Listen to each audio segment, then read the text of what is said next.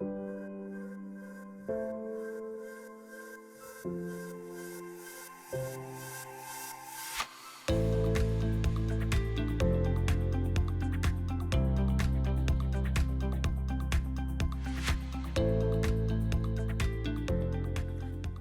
everyone, I hope you enjoyed the first video on GUI by Nachiket. So today we will be looking into some more GUI options available in the MoleSoft. So in the first video you might have understood what is a graphics window, what is a workspace panel, and this is again the terminal window, which is a powerful where you can run your scripts, which is a very powerful window. And this is again the menus, what you can see menus. And when you import a protein, a selection button window gets activated here in the extreme right side. Let's import a PDB called 4R6C. Yes. Now you see this protein has a multiple chains and every single chain is color coded in a different color. Now when I imported this protein, you can see the selection buttons got activated here. Right. Now if at all I wanted to delete some of the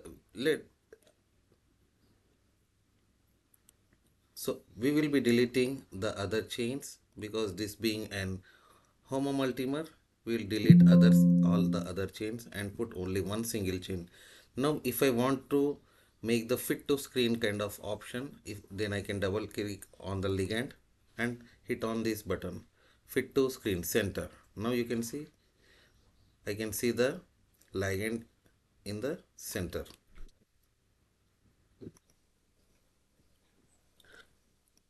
Now you can see chain A and the ligand with which this chain is co-crystallized. Right now you can off this, click on this button to off the protein display. Similarly you can click off this button to off the ligand display. So we will quickly convert this chain A to an ICM format by giving a right click and convert PTB. These are the few options that are available.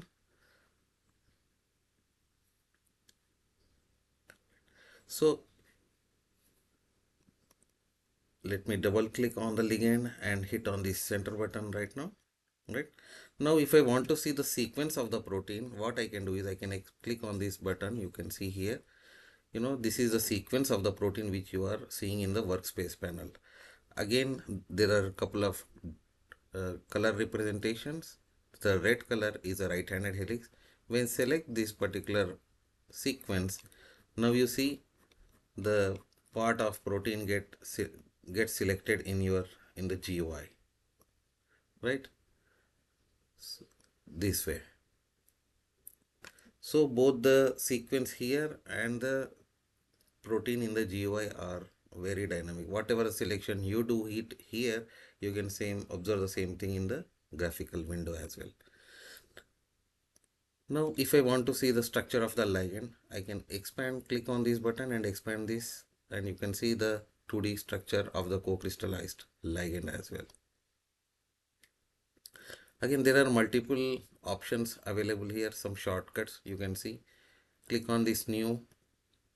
You can get the peptide sequence, generate a peptide sequence. You can build your unusual peptides. You can again sketch a smile string, get a structure. You can build a DNA and many more. Last but not the least, you can even write your own script here and you can run from from this particular option as well.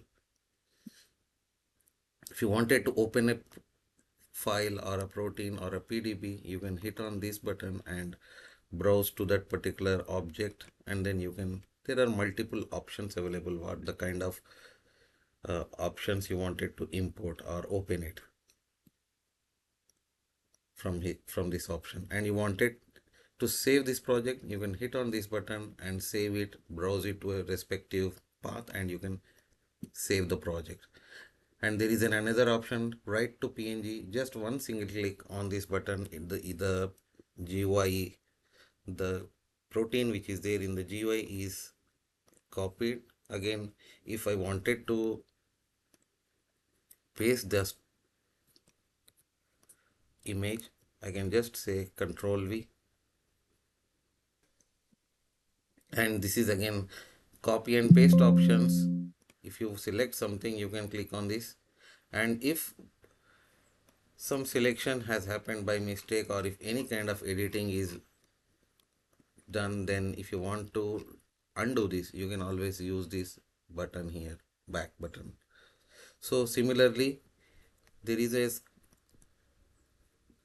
a chemical search window here. You can sketch the substructure of your interest here, and you can quickly go to the databases and search this particular substructure from here. If you have your own table, you can put a substructure and search it based on into that particular data table. And similarly, you can import here a file and check it, and you can always get connected to Molcart and do a substructure search. And again, online DBs. So this has an inbuilt you know giga sized libraries available. Now you can just select this chem space, the real space, or again the real has 1.5.1 billion compounds available here. And the zinc database 2020 is also being embedded here. If you wanted to do a substructure search, select this particular database and just one single click on this search, and there are multiple other options available as per your convenience. One can select, and if you want to increase the number of hits to 500 to 5000, you can always edit this and search this. So even when we are sketching the structure here, you can see the various options available. I mean, you can see some of the formula of this molecule and the smiles, inch key, and molecular weight, acceptor, donor, drug likeness, volume, PSA, and any alert. If there are any alerts, it will be displayed here as well. This is again a sketching button where you can sketch the compound in this window, 2D window. And again, when I double click on this protein sequence, now you can see the protein getting selected in green color. If I want to convert this protein from green to orange, if you want to do multiple selections, ligand in another color and the protein, what you can always do is first select the protein into a green color, double click and copy this green to an orange color this way. And now if I want to select the ligand as well for some calculations, I can double click. So this way we can do multiple selections with different colors.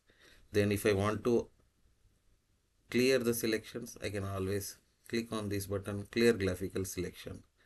Right.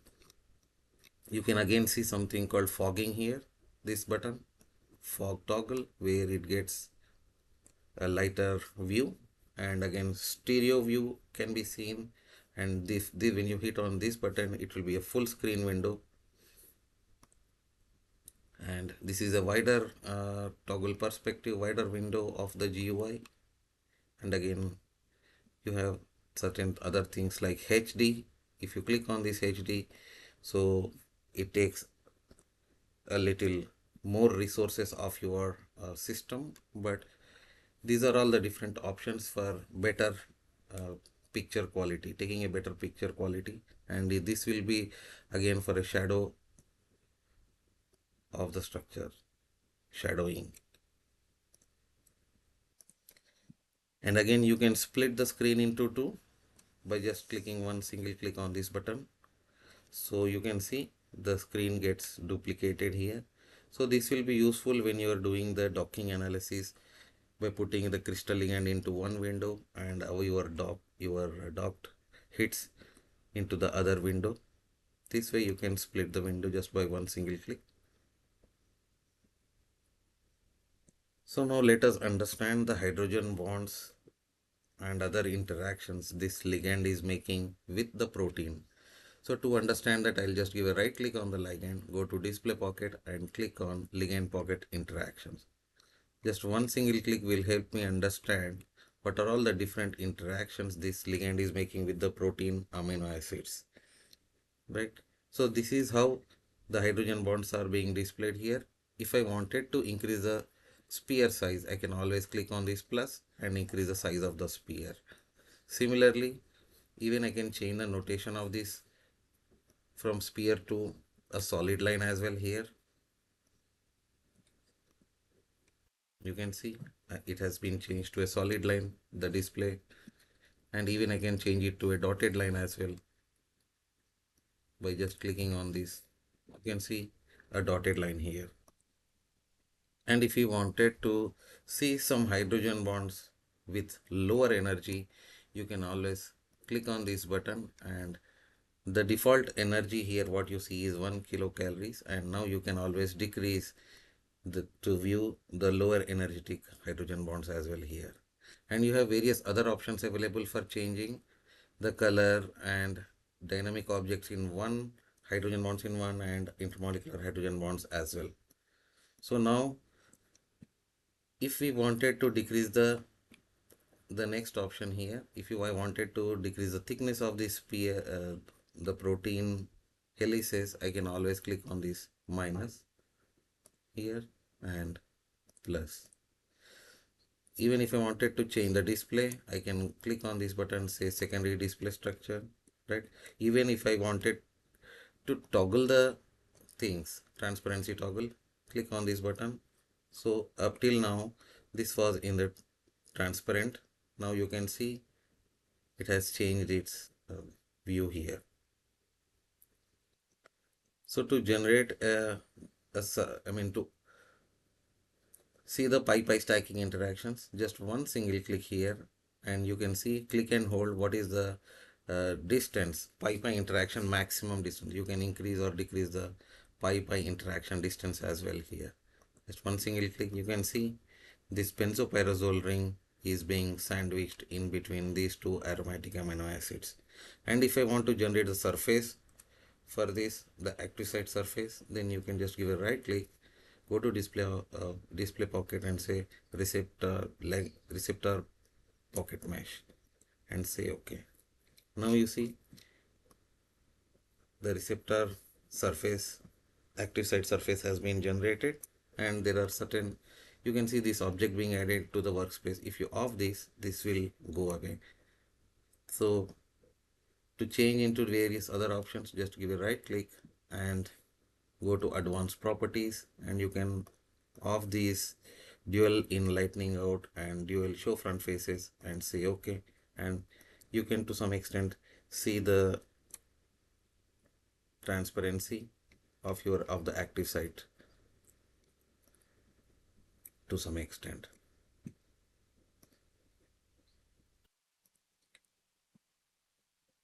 Again, there is an option, go to meshes here. So you can create the surface based on the residual skins, contact skins, plain solid, and from display electrostatic and binding properties. Let's select this binding electrostatic.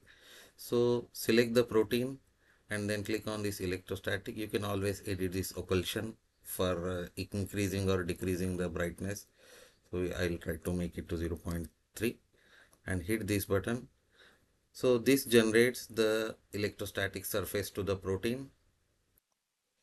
Now you can see the electrostatic surface being generated for the complete protein.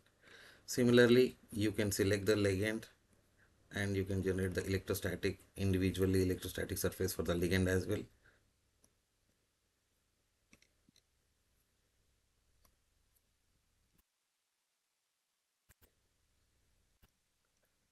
You can see the electrostatic surface being generated for the ligand as well, and there is a lot of complementarity between the electrostatics between the protein and the ligand.